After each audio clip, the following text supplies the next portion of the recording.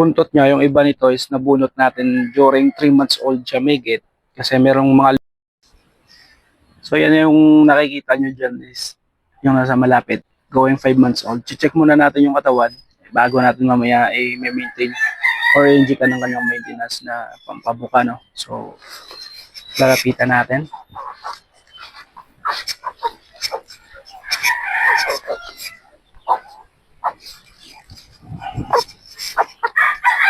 So ito siya mga boss.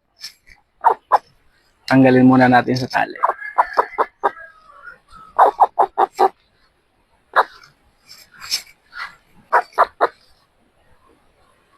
Kompleto na yung pakpak. Yan. Itong buntot niya, yung iba nito is nabunot natin during 3 months old siya migit.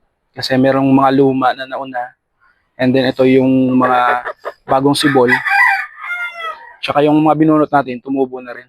Yan. Mga bago na siyang labas.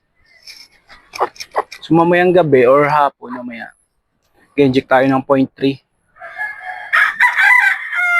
Bali, Bexan XP. 0.3 in-inject ko.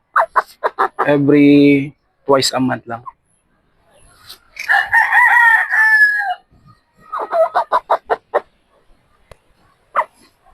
So, yung palong nito hindi lumabas eh.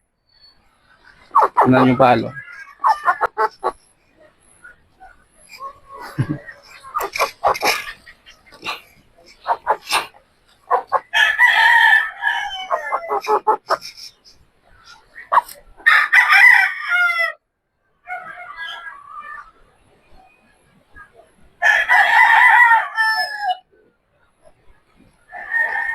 Bago na rin yung mga balahibo dito bandang liit. So okay yung katawan niya, mamaya mag-inject tayo.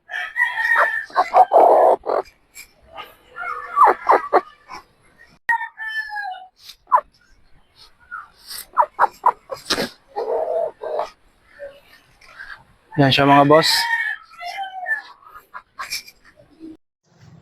Your channel everyone, gusto ko lang pasalamat sa mga customer natin, no? Na palaging nagtatangkilik ng taray natin saan man sa Pinas. Pumaldo kayo mga boss hanggat gusto nyo.